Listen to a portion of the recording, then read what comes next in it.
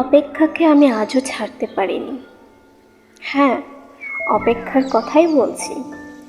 ভালোবাসার রক্তিম ধারালো স্নিগ্ধ ছোঁয়ায় এই হৃদয় থেকে এক এক করে ছেড়ে গেছে সব লোভ, হিংসা, ক্রোধ, অহংকার, স্বার্থপরতা, সব কিছু।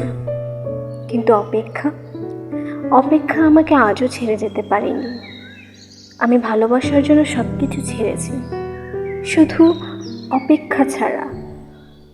অপেক্ষাকে আমি আজও হৃদয়ের গহীনতম অংশে অবরুদ্ধ করে বেঁচে আছি। অনেকেই বলে অপেক্ষা হচ্ছে শুদ্ধতম ভালোবাসার প্রকাশ। ভালোবাসতে সবাই পারে, কিন্তু সবাই প্রিয়তমার জন্য অপেক্ষা করতে পারে না। আসলেই কি তাই? জানি না তো, হবে হয়তো। তবে অপেক্ষার কাছে আমি অনেক ঋণী।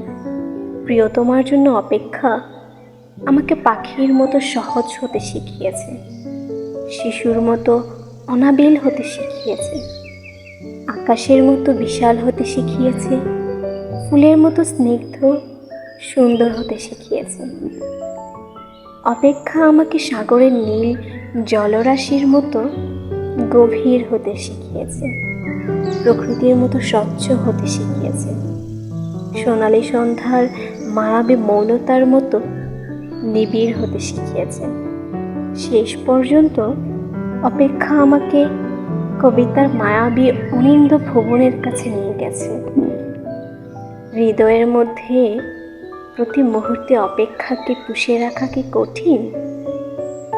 অথচ আমি সেই কাজটিই করে যাচ্ছি প্রতি মুহূর্তে, কি নিদারুণ আনন্দের সাথে। আহ, অপেক্ষা, তুমি কত বেদনার্দ্র সুন্দর।